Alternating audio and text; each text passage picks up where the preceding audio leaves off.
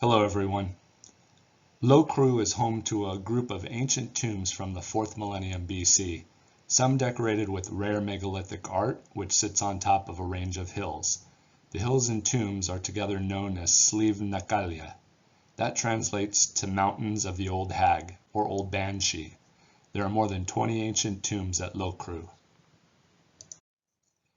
Inside Cairn T lies a cruciform chamber, a corbelled roof, and some of the most incredible examples of Neolithic art in Ireland. The cairn is aligned to sunrise at the spring and autumn equinoxes, and at these times people gather there to greet the first rays of the sun. The cairns are labeled as underground tombs.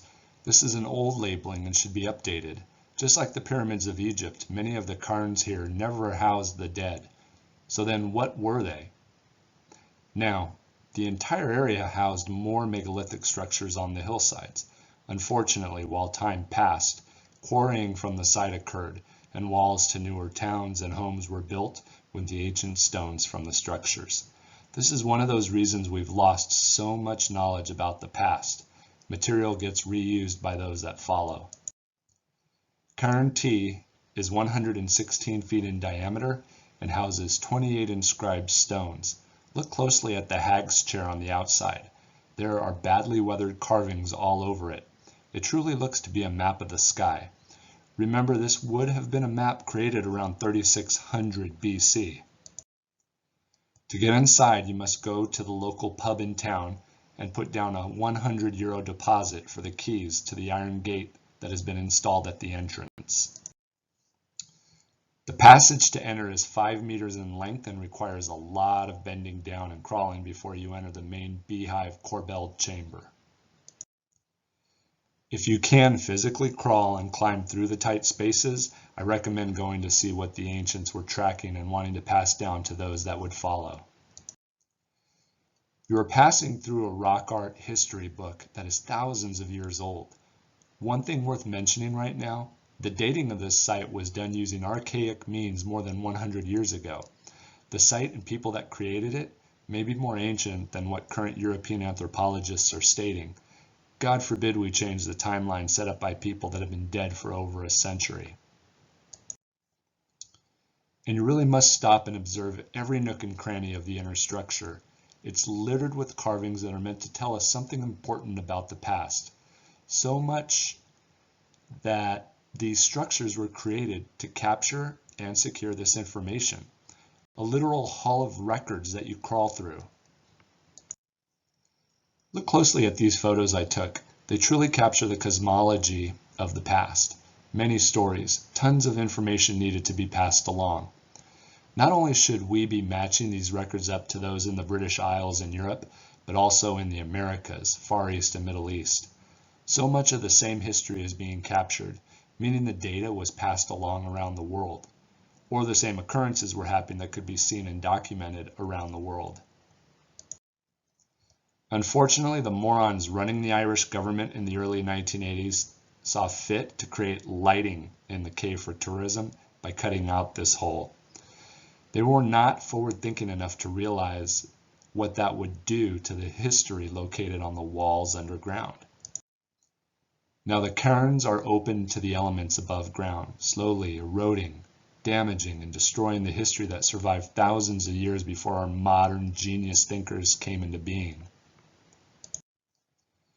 There are pockets and hidden locations that have carvings. I spent several hours underground documenting what I could. I knew that I had to add this to my data on petroglyphs, pictographs, and hieroglyphs from around the world, where I believe connections between cultures and civilizations took place, some of them documenting major catastrophic events that scared the crap out of the ancients, enough so for them to spend a lot of time carving clues and hints for those who would follow. Here to the right is a carving of a plasma event seen in the sky throughout the world at around the same time and documented by many different cultures and civilizations. It's known as the plasma tree, which was a worldwide phenomenon. This rock wall needs to be looked at fully, not per glyph. It may very well function as a map of the sky above, at least what it looked like thousands of years ago. These symbols are found throughout the world. This was not created by a bunch of people that had nothing better to do than create an underground site to doodle on the walls. No, it was meant to capture important events taking place and pass down that knowledge. Unfortunately, we've allowed a few people to control how the information is given to us and supposedly what it all means. It's a crock of crap. We have to wake up and understand that what we are being told is not the whole truth. We have the means at our fingertips, meaning the internet, to go out and conduct research at a level that could not be done even 25 years ago. Everyone this day and age can be a pseudoscientist. It's okay to do that. One other thing I must mention here. Remember that anthropologists are just social scientists. There is no real science to interpreting geometrical designs and telling the population what the artist meant from 5,000 plus years ago. It's all subjective. What we can do, and what is being done, is mapping out these designs, collecting where they are found, then attempting to match up what was going on at these locations during specific time periods in the past. Is there a common denominator to them? If some do not fit inside the box, why not? What information do we have incorrect? How can we create a way of testing what fits and does not fit into that box?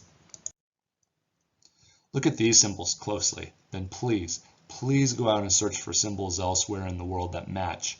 Find out who supposedly carved them. Where were they found? Can a time period be identified with the site that they were found at? Archives exist all around us. The desert southwest of the United States is one of the best archives I know. Rocks are the medium used by the archivists. Do not listen to those that work at some large university to tell you what everything means.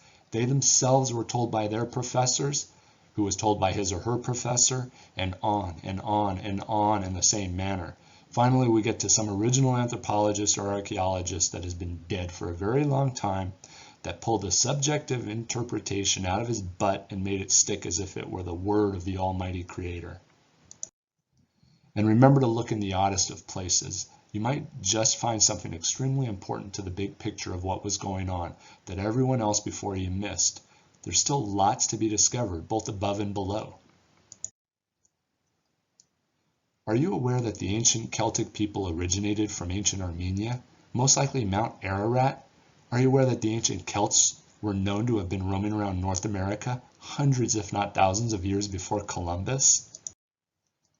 One last thing from me. Please take the time to look up the meaning of diffusionism as it relates to anthropology. My professors told me this didn't happen. It couldn't happen. Archaic people were not advanced enough to get around. Think again, my professors were wrong.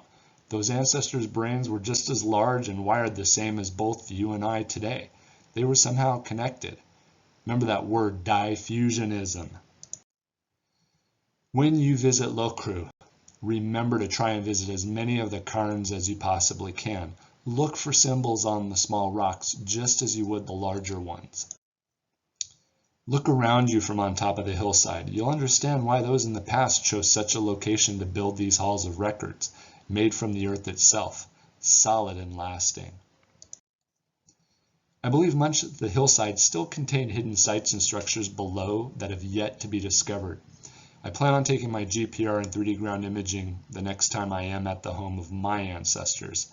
I'm sure I will make some pretty large discoveries, just like the ones I recently made at the pyramids in Mexico. And remember, Ireland was connected to a lost past, one that makes me scratch my head when I see artifacts such as these. Please take a second to subscribe to my channel. Thanks for watching and take care.